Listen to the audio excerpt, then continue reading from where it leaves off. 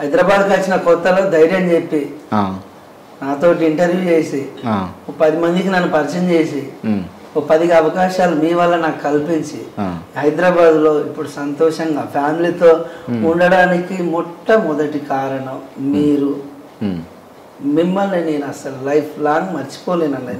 Thank you so much. నాకు హైదరాబాద్కి వచ్చినప్పుడు కొత్తలు ఏం తెలియనప్పుడు నాకు సపోర్ట్ చేసిన వాళ్ళను నేను మర్చిపోతే దానికి అసలు వాల్యూ ఉండదు. కాబట్టి థ్యాంక్ యూ సో మచ్ అన్న. మళ్ళీ 1 సంవత్సరం తర్వాత నన్ను గుర్తుంచుకొని మరి బ్రదర్ కొత్తగా ఒక ఛానల్ పెట్టిన కేఆర్ టీవీ, నా సొంత ఛానల్, నా కోసం నువ్వు తప్పకుండా రావాలంటే నీ కోసం మన బోడుపల్లి ఆధార ఢిల్లీకైనా వస్తా అని చెప్పిన అవసరం కొంచెం లేట్ అయింది. థ్యాంక్ యూ అన్న ఈ అవకాశం. Thank you Nagaraju. యాక్చువల్గా నేను ఇంటర్వ్యూ చేయాలనుకుంది ఎందుకనంటే సరే 1 ఇయర్ కింద నాకు మంచిగా కొద్ది రోజుల తర్వాత మన ఇంటర్వ్యూ అయిపోయింది. ఇంటర్వ్యూ అయిపోయిన తర్వాత కొద్ది రోజుల తర్వాత మళ్ళీ ఒకసారి కలిసినాం. మనం కలిసిన తర్వాత మంచిగానే ఉన్నావు, అంటే కొంచెం ఆ సమస్యలన్నీ తీరుతున్నాయన్నా అని చెప్పినాం. అప్పటికి పుట్టడు దుఃఖాలతోటి కష్టాలతో వచ్చినావు నా దగ్గరికి. దాని తర్వాత సమస్యలు తీరుతున్నాయన్నా మెల్లమెల్లిగా ఓకే ఇప్పుడైతే కొంచెం హైదరాబాద్కి వచ్చినందుకు కొంచెం భరోసా బతకగలుగుతా అన్న భరోసా వచ్చిందని చెప్పినావు కదా. ఎట్లుంది లైఫ్ ఇప్పుడు? సూపర్ అన్న. అసలు చెప్పానంటే నేను మీ దృష్టిలో పడ్డావు, మీరే కాకుండా కొన్ని సోషల్ మీడియా ఛానల్స్ వాళ్ళ దృష్టిలో పడ్డావు.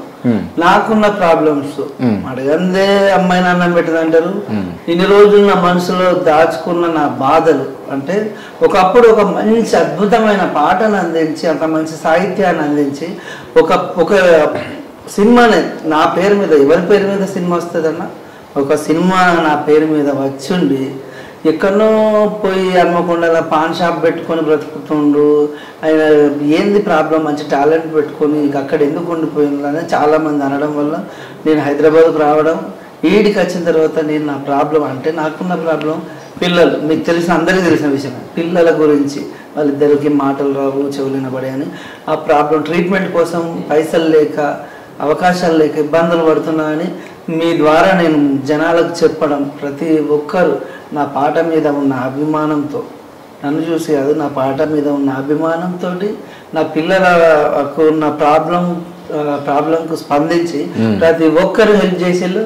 లైఫ్ లాంగ్ అసలు నాకు హెల్ప్ చేసిన ప్రతి ఒక్కరిని నేను జీవితాంతం హ్యాపీగా వాళ్ళని గుర్తుంచుకుంటే వాళ్ళకు నా తరపు నుంచి ఎప్పటికీ వాళ్ళకు నేను విధేయునై ఉంటానని మన కేఆర్ టీవీ ఛానల్ ద్వారా అయితే తెలియజేసుకుంటానన్నా.